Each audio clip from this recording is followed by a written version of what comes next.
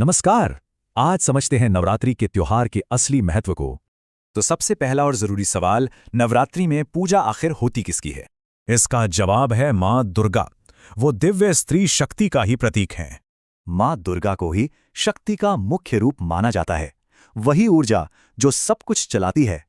और इन 9 रातों में माँ के 9 अलग अलग रूपों की पूजा होती है। इन्हें ही नव दुर्गा कहते हैं। ये पूजा असल में एक आध्यात्मिक यात्रा जैसी है, जो 3 हिस्सों में बटी हुई है। इस यात्रा की शुरुआत होती है देवी के शक्तिशाली उग्र स्वरूपों की पूजा से। ये हैं शैलपुत्री, ब्रह्मचारिणी और चंद्रघंटा। ये तीनों रूप भीतर के अंधकार से लड़ने की प्रेरणा देते हैं। मतलब इन रातों का फोकस होता है आत्मशुद्धि पर, अपनी कमियों को दूर करने पर। जब मन शुद्ध हो जाता है तो यात्रा के अगले पड़ाव में देवी के सौम्य रूप की पूजा होती है। ये हैं कूष्मांडा, स्कंध माता और कात्यायनी, जो हमें समृद्धि और पोषण देती हैं।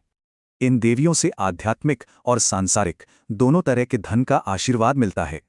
और अब आता है इस यात्रा का आखिरी पड़ाव। ये ज्ञान और विवेक से जुड़ा है। आखिर में पूजा होती है कालरात्रि, महागौरी और सिद्धिदात्री की, जो परम शक्तिशाली स्वरूप हैं। इन 3 रातों का मकसद होता है परम ज्ञान और मुक्ति पाना। तो कुल मिलाके ये यात्रा शुद्धि से शुरू होती है, समृद्धि से गुजरकर ज्ञान पर खत्म होती है। देखा जाए तो नवदुर्गा की पूजा खुद को बेहतर बनाने की एक पूरी आध्यात्मिक प्रक्रिया है। तो सोचने वाली बात यह है कि शुद्धि से ज्ञान तक की ये यात्रा आज क्या मायने रखती है।